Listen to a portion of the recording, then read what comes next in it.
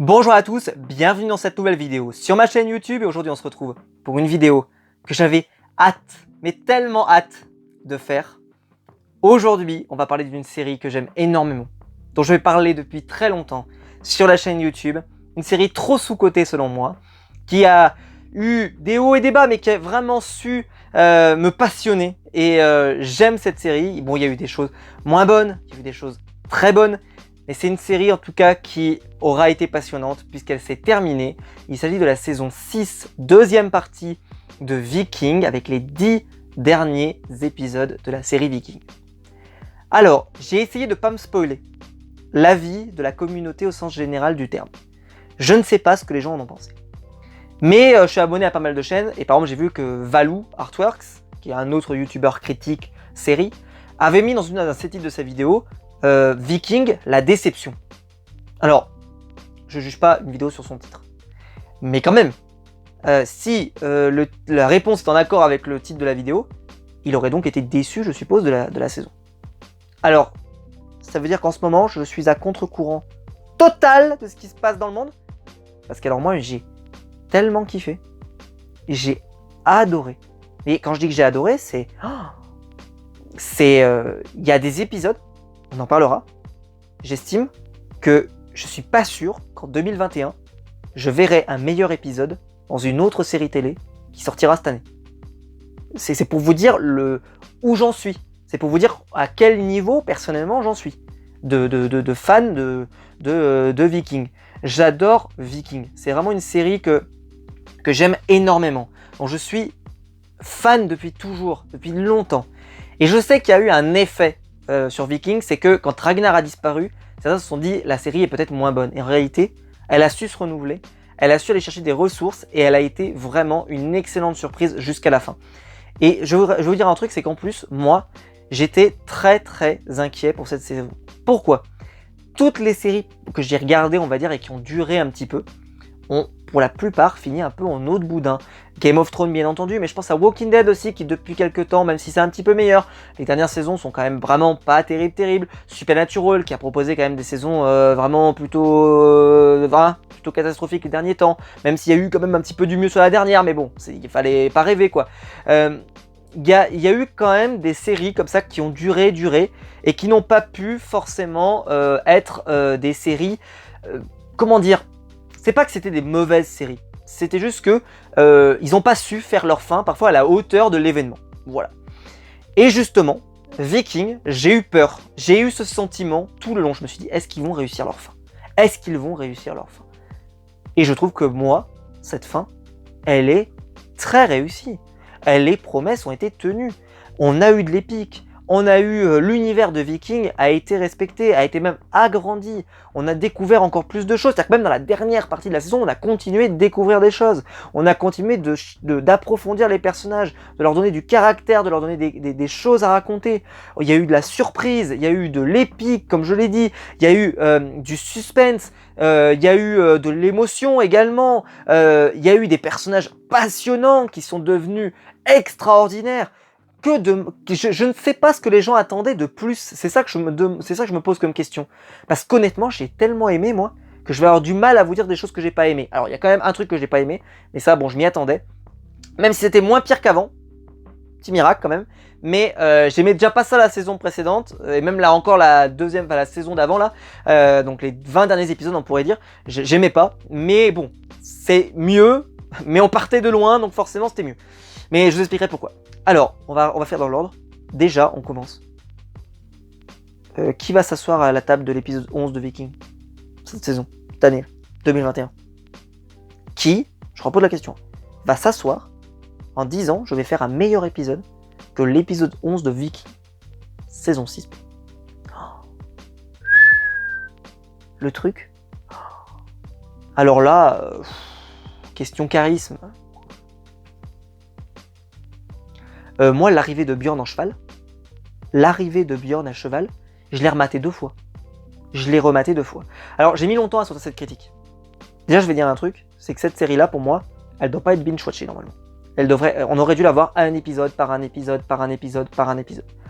Parce que les cliffhangers ont été tellement bien faits, tellement soignés, que putain, si vous avez regardé les 10 épisodes d'un coup, mais ça n'a pas pu vous produire l'impact que ça aurait dû. Moi, alors, je l'ai quand même pas regardé un épisode par semaine. J'ai fait un épisode par soir, on va dire. Bon, il y avait quelques soirs où je pouvais pas forcément regarder, mais en gros, j'ai fonctionné à peu près à ce rythme-là, ce qui explique pourquoi je sors la vidéo maintenant. Mais je pense que le binge-watching, peut-être que je sais pas si vous avez tout regardé d'affilée, je sais pas si ça aura eu cet impact. Mais ce premier épisode, déjà, pour moi, il a donné le ton, hein. Il a mis tout le monde par terre. Alors, il y avait un petit côté, d'ailleurs, sans spoiler, un petit côté Spartacus, fin de saison, fin de série, avec le fait, ce qui se passe, le nombre de coups que prend Bjorn, la mise en scène, non, il y avait vraiment un côté très rapproché. Je sais pas si c'était lié ou pas, je sais pas si c'était inspiré ou quoi que ce soit, mais en tout cas, ça m'y a fait penser. Et puis Bjorn, quel charisme! Quel charisme! Quand il arrive comme ça, là, et puis tu vois la tête d'Ivar, tu vois la tête des Russes, tu vois la tête de Hvitserk, tu vois, il se passe un moment quand il n'y a pas besoin d'une musique épique, comme par exemple dans la grande bataille finale de Avengers Endgame, où là on te met la musique épique parce que c'est de l'épique et c'est le moment le plus épique du film. Là, il n'y a presque même pas besoin, quoi. Il est tellement stylé, c'est tellement incroyable, cette arrivée comme ça d'un mort-vivant qui terrorise les gens en face, c'était incroyable, j'ai adoré. Mais on pourrait se dire, bon, ils ont commencé avec l'épisode 11, la seule chose qui m'a fait peur, c'est que je me suis dit, ça se trouve, ils ont commencé hyper fort, et puis ça va s'effondrer, et ça sera moins bon. Et en fait, non. Alors, les deux épisodes suivants, en fait, ont été un tout petit peu moins bons, mais en fait, il se passait des trucs tout le temps. Après, tout ce qui s'est passé autour du roi Harald, génial. La femme de Bjorn qui se suicide, etc. Boum. Puis ensuite le truc avec les Russes, le gamin qui s'évade, qui revient, qui tire sur... comment il s'appelait c'était le prince Oleg, pardon, le prince Oleg. Il lui tire quand donc le gamin lui tire sur le prince Oleg qui est là, c'était sublime. Quand après il monte comme ça sur le haut de la forteresse et qu'il appelle Ivar alors qu'Ivar va s'en aller et que là il y a ce moment d'émotion et que là t'as Hvitserk il dit juste t'as changé Ivar. Et Ivar lui répond non. Et là Hvitserk lui répète et lui dit si t'as changé Ivar. Juste ça. Ça suffit, ça suffisait, parce que on le voit, nous, qu'Ivar il a changé. Qu'il n'est plus aussi imbu de lui-même, qu'il a quand même évolué, etc. Qu'il a appris à se soucier des autres. Bref, mais quel travail sur le personnage de Ivar. Et quand Ivar revient, et qu'Harald a pris le pouvoir, etc., tout le truc, que par exemple, que le roi, comment il s'appelle? Le roi Olaf, c'est ça, oui, le roi Olaf, quand il a été brûlé vif, scène extraordinaire, les apparitions du devin comme ça, qui rajoute au lore de Viking depuis des années, et qui met ses petites graines comme ça, qui te prévient un peu de ce qui va se passer. En plus, ce qui est bien, c'est que c'est presque un jeu de piste, parce qu'on te disait que Bjorn, il allait devenir quelqu'un d'important, que Ivar allait devenir quelqu'un d'important, que Hvitserk, lui par contre, ça allait être plus compliqué, etc. Bref, plein de choses il y avait plein de trucs à chercher.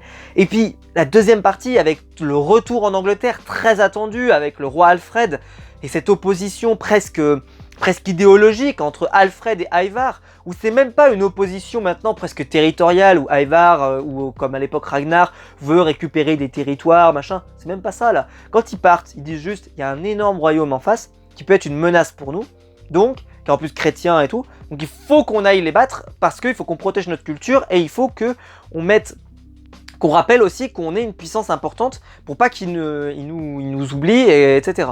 Et ils partent un peu dans une sorte de quête dans lequel peut-être qu'ils se disent est-ce que ça va marcher, est-ce que ça va pas marcher. Mais en fait Harald, d'ailleurs l'explique très bien, il s'en fiche en fait. Il s'en fiche Harald. Parce que c'est pas Harald, il veut pas la victoire, il veut simplement s'illustrer pour pouvoir aller au Valhalla. Et pour l'instant, d'ailleurs, ce qui est absolument passionnant, c'est qu'il est devenu le roi de All Norway, ce qui était quand même l'objectif de sa vie, quoi. L'objectif de la vie d'Harald, c'était de devenir the king of all Norway. Et quand il y arrive, il se rend compte que ça le rend pas heureux. Et ça, c'était génial. C'était génial parce que tu as l'impression que le personnage, en fait, d'un coup, on l'a vidé de sa substance. Parce qu'on l'a vidé de sa substance, c'était son objectif. Et à partir du moment où il y est arrivé, c'était un peu le côté de mais qu'est-ce que je vais faire de ma vie maintenant? Maintenant que j'ai réussi à faire ça, il faut que je trouve un autre but à ma vie. Et donc, je vais aller faire la guerre. Même si pourtant j'ai atteint mon objectif normalement et que je devrais pas repartir. Parce que ça y est, j'ai atteint l'objectif, c'était l'objectif de ma vie. Mais en fait, il n'a pas de victoire, de gloire, de toujours vouloir en faire plus, et puis d'être un viking, etc. J'ai trouvé qu'en termes d'écriture, le personnage de Harald, il était exceptionnel. Et comme je l'ai dit, Ivar, le changement très progressif, très très bon, toujours en plus très stratège dans ses combats en Angleterre. Hvitserk, lui, après avoir été très décevant avec le côté un peu drogué, machin, qui était un peu pénible la saison précédente, là je trouve que là, la relation avec Ivar, je trouve que les deux ensemble, ça marchait très très bien. Parce que Hvitserk, il a un côté beaucoup plus terre à terre, et Ivar, lui, il a un côté un peu exalté. Et vu qu'Ivar n'était plus comme ça, c'est-à-dire qu'Ivar est devenu plus terre à terre, et que c'est Hvitserk qui lui était devenu un peu drogué et tout, bah, je trouve que la relation des deux, il a vachement gagné. Comme je l'ai dit, on a été servi, il y a eu des batailles, il y a eu de l'épique, de la guerre, de la stratégie, de la mise en scène géniale, le combat en forêt comme ça avec le brouillard et tout, c'était top. Non, vraiment, il y avait que des bonnes choses. La musique, je l'ai pas précisé, ils ont changé le générique, Alors ils ont gardé la même musique, mais ils l'ont légèrement remixé. Le nouveau remix, il défonce le nouveau remix. Je l'ai adoré, en plus avec les nouvelles images qu'ils ont intégrées dans le générique. Moi, hors de question que je le passe, hein. C'est comme le générique de Game of Thrones. De toute façon, je passe jamais le générique, mais là, encore moins quoi. Il était tellement bien ce générique, tellement stylé, c'était super. Voilà, tout ça c'était stop. Effectivement, bon, la fin, le décès d'Ivar, de toute façon, il fallait bien qu'il y ait une fin. Et donc, le décès d'Ivar, c'est vrai que il était attendu. Moi, en tout cas, je m'y attendais. Je me doutais bien que tous les fils de Ragnar, il y aurait une sorte de conclusion. Peut-être pas forcément un décès, mais qu'en tout cas, la position qu'il laisserait serait une sorte de fin. Et Hvitserk, alors, la conversion de Hvitserk, elle m'a un peu surprise. Parce que quand Harald meurt, l'épisode 19, Ivar meurt à l'épisode 20, je me suis dit c'est lui qui va récupérer le bébé. C'est lui qui va le récupérer parce que c'est le dernier. C'est le dernier des fils de Ragnar. Et en fait non, ça va être les filles, ça va être la femme de Bjorn, enfin la deuxième femme de Bjorn, qui va devenir reine toute seule. J'ai trouvé ça assez surprenant, et en plus donc il décide de se convertir, de rentrer un peu dans le monde religieux avec le roi Alfred. J'ai trouvé ça assez surprenant comme fin, mais c'est bien parce que au contraire j'ai bien aimé être surpris, me dire ah ouais Hvitserk ça se termine pas comme je me l'imaginais, c'est-à-dire qu'il terminerait roi, mais un roi qui malheureusement serait le roi un peu de la descente de la tradition viking, qui serait le roi de l'affaiblissement viking, etc. Et que justement on le voit peut-être vieillir et qu'il se dise à la fin j'ai été un roi qui a pas su faire grand chose, qui a pas mené de grandes guerres, nanana. J'aurais bien aimé. Bon, c'est pas le cas, ça n'aura pas été développé, mais j'aurais bien aimé. Voilà. Là-dessus, je trouve que la promesse a été tenue. Le retour d'Alfred, très très bien. Alors par contre, c'est vrai que ce truc-là du fait qu'il s'endort, ça déjà à l'époque, je trouvais ça un peu étrange. Là, c'est encore plus étrange. Bon, bien sûr, dans le lore de Viking, il y a des visions, des trucs qui font avancer l'histoire un peu facilement. Mais c'est comme ça, c'est l'univers qui veut ça. C'est-à-dire que l'univers, à un moment, il te dit, il y a des visions, il y a des dieux, ils peuvent littéralement contrôler le monde, contrôler le destin, contrôler tout ce que vous voulez, et donc, il faut l'accepter. Et ça va surtout se voir sur l'axe scénaristique dont j'ai pas encore parlé jusqu'à maintenant, qui, si vous aviez vu mes critiques précédentes de Viking, vous le savez, je suis absolument pas fan. C'est tout ce qui a pu se passer autour de Floki, autour de l'Islande, autour de Ketil le nez plat, etc., etc. Je m'ennuyais beaucoup quand il y avait ces passages-là, parce que je trouvais que ça se traînait à chaque fois. Là, avec Ubbe, c'est quand même mieux. Parce que je trouve que l'histoire qu'ils ont essayé de raconter avec Ketil était quand même plus sympa à suivre.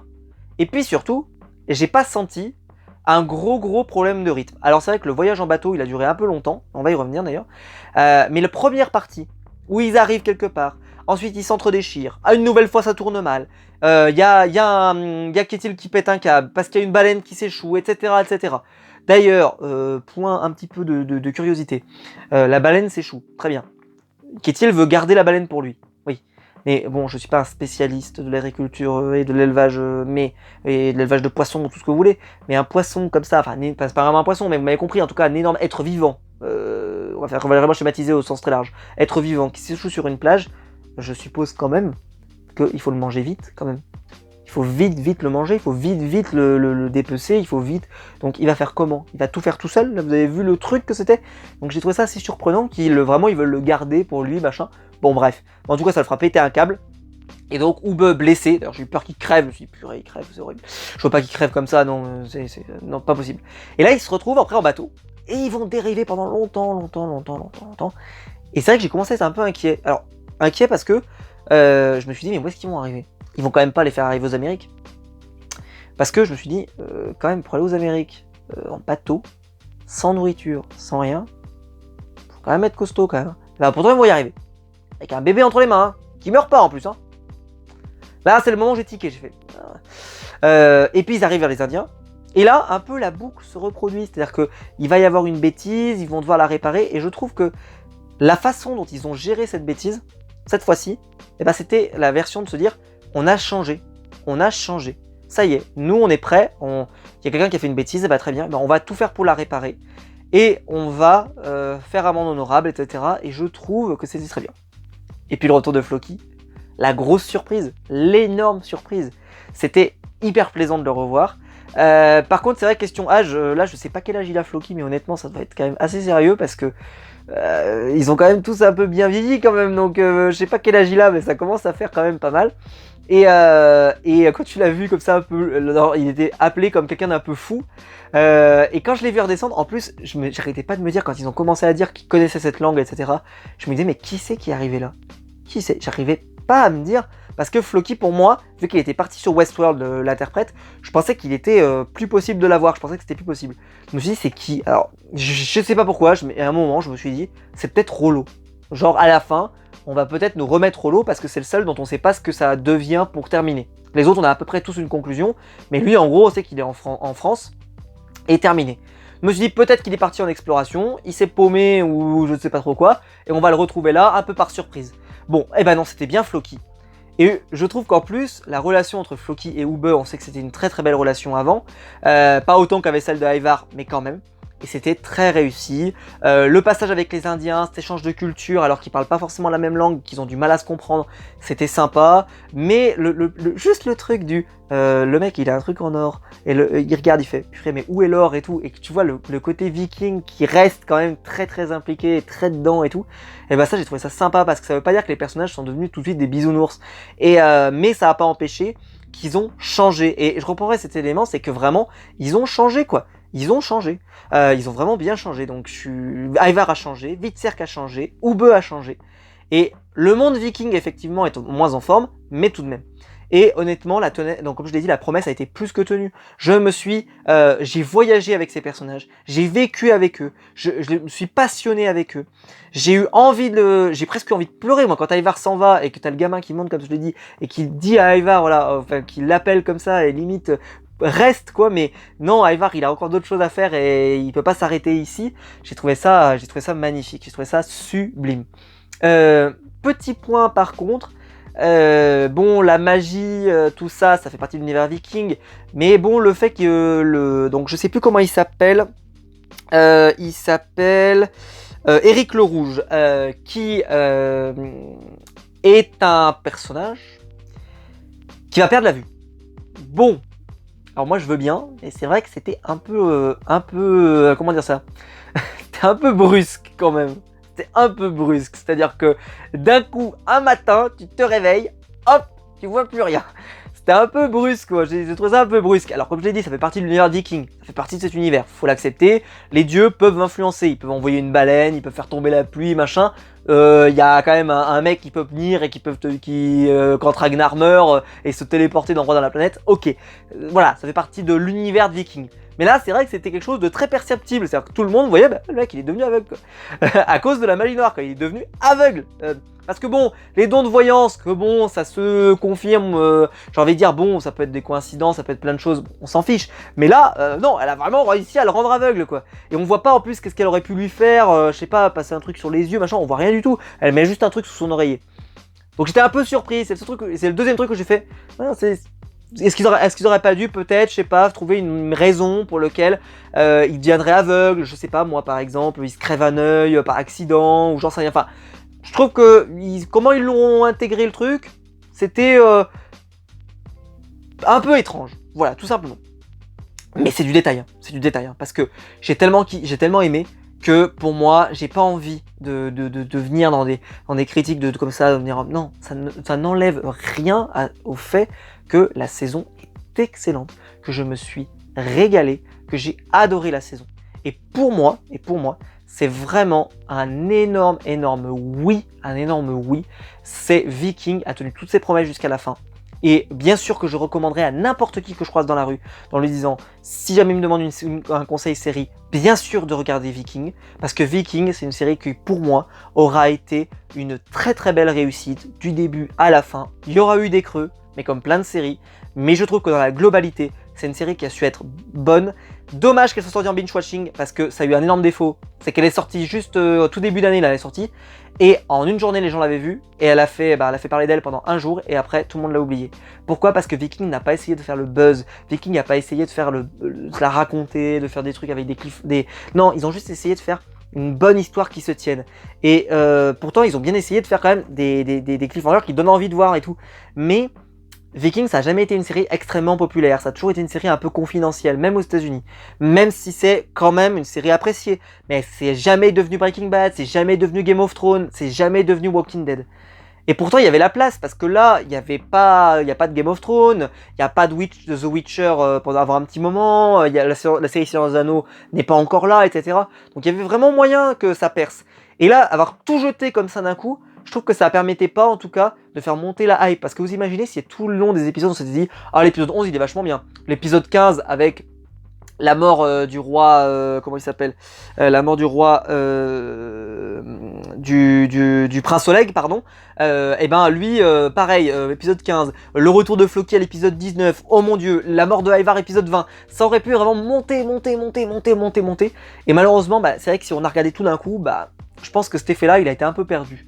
Et je sais qu'il y a des gens qui sont très fans du binge-watching, je le sais.